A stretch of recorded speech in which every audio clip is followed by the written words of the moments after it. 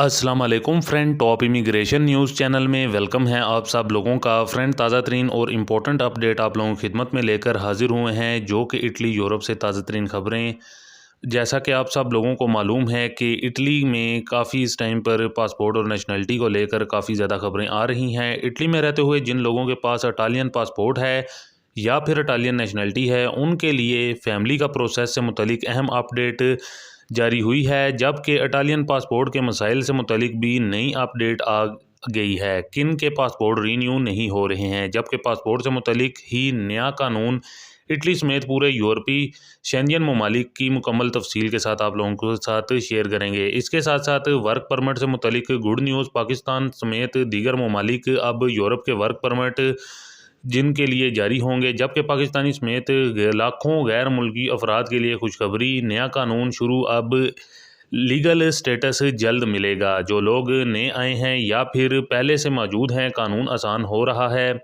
खुशखबरी, यूरोपीय ममालिक फ्रांस से बड़ी और ताज़ा तरीन अपडेट आई है। नया कानून फ्रांस में हुकूमत की तरफ से कौन लोग मुतासिर होंगे।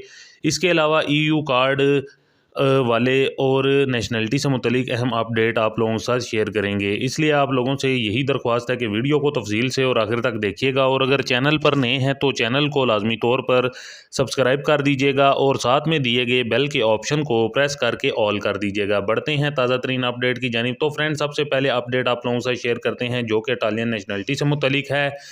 जिन गैर मुल्कियों के लिए मालिक मुल्कियों के पास वो अपनी फैमिलीज़ को इटली बुलाने के प्रोसेस से मुतलिक है, तो ऐसे हमारे भाई जिनके पास इटालियन सिटीज़नशिप है, तो उनको फैमिली इटली में अप्लाई करने के लिए इस रवां साल 2023 में कौन से डॉक्यूमेंट्स की ज़रूरत पड़ेगी। तो फ्रेंड, इटालियन नेशनलिटी होल्डर्स के लिए अपनी फैमिलीज़ को इटली में अप्लाई करने के लिए खुद और लोगों की ज़रूरत नहीं, बल्कि यानी कि इन दो डॉक्यूमेंट्स की रिक्वायरमेंट नहीं है। बाकी याद रहे कि अगर आप इटालियन सिटीज़नशिप होल्डर हैं और आप अपने बच्चों के लिए अप्लाई कर रहे हैं, तो उनकी उम्र अगर 21 साल से कम है तो भी आप अप्लाई कर सकते हैं। जबकि जो सजोर्नो होल्डर हैं, उनके लिए रिक्वायरमेंट होती है बच्चों को अप्लाई करने के लिए, वो 18 साल होती है। बाकी जो इटालियन सिटीज़न हैं, उनको अपनी फैमिली के लिए दुमानदे मिनिस्ट्री की वेबसाइट की बजाय इटालियन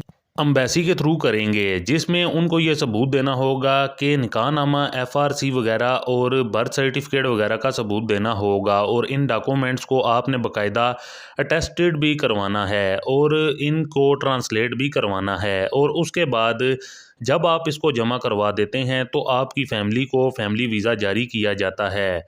और जब फैमिली इटली में आ जाती है तो इटली में आने के बाद 48 आवर्स में इनको ओस्पीटी तैयार करनी होगी। तो फिर सजोर्नो के लिए दुमानदा करना है, और कार्ता दी सजोर्नो फैमिली वाले 5 साल की जारी की जाती है। फ्रेंड, इसमें यह फ़र्क है, जिनके पास इटालियन नेशनलिटी है उनके लिए फैमिली बुलवाने का, जबकि जिनके पास कार्ता दी सजोर्नो या फिर अजीलो सजोर्नो या फिर लावोरो सुबुर्दिनातो सजोर्नो हैं, उनके लिए इटली में फ़ैमिली को बुलवाने के लिए तरीक़ाकार बिल्कुल अलग है। तो फ्रेंड, ये थी कुछ ताज़ा तरीन अपडेट नेशनलिटी से मुतलिक, जो कि यकीनन आज की इस वीडियो में आपको डिटेल में समझ आ गई होगी। इसके अलावा बड़ी और ताज़ा तरीन अपडेट आप लोगों के साथ शेयर करते हैं, जो कि यूरोपीय मुल्क फ्रांस से आ रही है। तो फ्रेंड, जैसा कि आप सब के साथ पहले भी फ्रांस से मुतलिक अपडेट शेयर की गई थी, फ्रांस में हुकूमत पेंशन के कानून से में बड़ी तब्दीली करने जा रही है, जिसके खिलाफ पहले भी फ्रांस के जो कि शहरी हैं उन्होंने काफ़ी ज़्यादा दीगर शहरियों में इस हवाले से एहतजाज भी किया था। और अब फ्रांसीसी नेशनल असम्बली में इस मद को लेकर काफ़ी ज़्यादा बहस जारी हो चुकी है। जबकि फ्रांस में पेंशन की उम्र को 62 साल से 64 साल कर दिया गया है। और आपको ये भी बताते चलें कि फ़्रांस में लोगों को पेंशन पर जाने के लिए कम से कम 43 साल काम करने की ज़रूरत होगी, यानी कि 43 साल का टैक्स दिया होगा तो ही लोग फ़्रांस में पेंशन पर जा सकेंगे। जबकि ये भी बताते जा रहे हैं कि इस हुकूमत ने के कानून के मुताबिक फ्रांस में पिछले 5 दिन से एहतजाज जारी है, जिसके बाद पेंशन के हवाले से नेशनल असम्बली में फिर से बहस जारी हो गई है। इसके अलावा EU कार्ड प्लस नेशनलिटी से मुतलिक इम्पोर्टेंट अपडेट आप लोगों के साथ शेयर करेंगे। काफ़ी भाई इससे मुतलिक पूछ रहे भी थे, तो ये जो कि यकीनन एक बहुत ही ख़ास सवालात था और जितने भी मुझे देखते रहते हैं उनके लिए भी जानना काफ़ी ज़्यादा ज़रूरी है। तो फ्रेंड, EU कार्ड पर हम काम करते तो क्या हम इटली की नेशनलिटी के लिए अप्लाई कर सकते हैं? तो फ्रेंड्स, आपको बताते चलें कि बहुत से लोग ऐसे हैं जिन्होंने 1.5 साल के काम किया या फिर 2 साल काम किया EU कार्ड पर, या फिर इटालियन नेशनलिटी अप्लाई करने के बाद भी बहुत से लोगों ने EU कार्ड पर दूसरे मुल्कों में काम किया। तो फ्रेंड, बहुत से लोगों को इटालियन नेशनलिटी मिली है। ज़रूरी है कि इटालियन नेशनलिटी के लिए आपको 10 साल इटली में रहना होता है। तो अगर आप ये कानून को पूरा कर लेते हैं तो आप इटालियन नेशनलिटी अप्लाई करने के अगले दिन ही EU कार्ड पर किसी भी दूसरे यूरोपीय मुल्क में जाकर काम कर सकते हैं। तो इसका आसान जवाब यही है कि जब आप इटली की जो रिक्वायरमेंट है उसको पूरा कर लेते हैं तो आप इटालियन नेशनलिटी भी ले सकते हैं और EU कार्ड पर दूसरे ममालिक में काम भी जाकर कर सकते हैं। फ्रेंड, इसके अलावा गुड न्यूज़ आ रही है जो कि वो आपके साथ आज की वीडियो में शेयर करेंगे, जो कि वर्क परमिट को लेकर।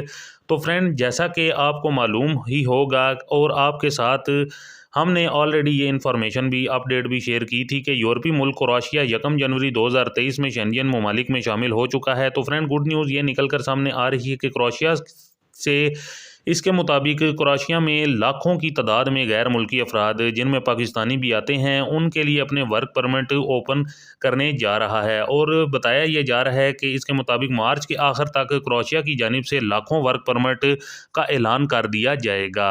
इसके अलावा इटालियन पासपोर्ट के मसले आ रहे हैं बहुत ज़्यादा। वो अफराद जो कि इटली में हैं और उनके पास इटालियन पासपोर्ट है, जिनमें गैर मुल्की भी आते हैं और वो UK में जाकर काम कर रहे हैं और वहाँ सेट हो गए हैं, तो अब वो जब अपने पासपोर्ट को इटालियन कौंसुलेट में रीन्यू करवाने के लिए जाते हैं तो उनके पासपोर्ट को रीन्यू नहीं किया जा रहा है। मतलब कि जल्द रीन्यू नहीं किया जा रहा है, जिसके पीछे जो वजह बताई जा रही है उसके मुताबिक बहुत से लोगों की तरफ से जो इनके टैक्सेस थे एजेंसिया दिल इंतराते के साथ अदा नहीं किए, जिसकी वजह से इनको पासपोर्ट रीन्यू नहीं करवाने में मसला आ रहा है। वाजिया रहे कि जब से इटली की नई मेलोनी हुकूमत आई है, इसने ना सिर्फ गैर मुल्कियों के लिए बल्कि इटालियन के लिए भी थोड़ी सख्ती की हुई है। अब यहाँ पासपोर्ट से मुतलिक बात हो रही है तो आपको यहाँ पर ये भी बताते चलें कि तमाम शेंजन ममालिक की तरफ से जो पासपोर्ट को के बारे में नया कानून आ रहा है, जिसमें यह बताया जा रहा है कि आप जब यूरोप के किसी भी मुल्क के एयरपोर्ट पर जाएंगे तो आपके पासपोर्ट पर ना ही एंट्री की स्टैंप लगेगी और ना ही गवर्नमेंट की स्टैंप लगेगी। और फ्रेंड, इसकी जो वजह बताई जा रही है उसके मुताबिक तमाम यूरोपीय ममालिक के एयरपोर्ट्स पर इलेक्ट्रॉनिक मशीनों को नस्ब किया जाएगा और जो कि आपके पासपोर्ट के जो कि ऑटोमेटिकली डेटा को सेव करेंगे। और इसका मकसद जो है वो यही है कि इसके तरीके से आपको जल्द पकड़ा जा सकेगा, यानी कि वो अफराद जो कि यूरोप में आकर गायब हो जाते हैं, असाइलम करते हैं, तो उनके पास आपका डेटा आपको आपके दिए बगैर भी उनके पास मौजूद होगा। तो फ्रेंड, ये कुछ ताज़ा तरीन अपडेट्स हैं। इसके अलावा बड़ी और ताज़ा तरीन अपडेट आप लोगों के साथ शेयर करते हैं जो कि निकल कर सामने आ रही है। बहुत ही ज़्यादा इम्पोर्टेंट अपडेट है।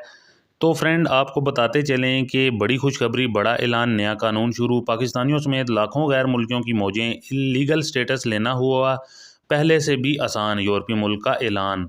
तफसीलात के मुताबिक जैसा कि इस वक्त और काफ़ी दहियों से गरीब ममालिक के अफराद का रुझान शुरू से ही यूरोपीय ममालिक की तरफ है, जिसमें पाकिस्तान समेत दीगर और एशियाई ममालिक यूरोपीय की खुशहाल ममालिक का रुख करते हैं। और आजकल जो बड़ी तादाद गैर मुल्कियों की रुख कर रही है वो पुर्तगाल है। और ऐसे में अब पुर्तगाल की हुकूमत की जानिब से बड़ा ऐलान किया गया है, जिसके तहत अब पुर्तगाल में मौजूद या फिर जो गैर कानूनी तारकीन वतन नए पुर्तगाल में आएंगे, इन्हें जल्द यूरोपीय मुल्क पुर्तगाल के डॉक्यूमेंट्स मिलेंगे।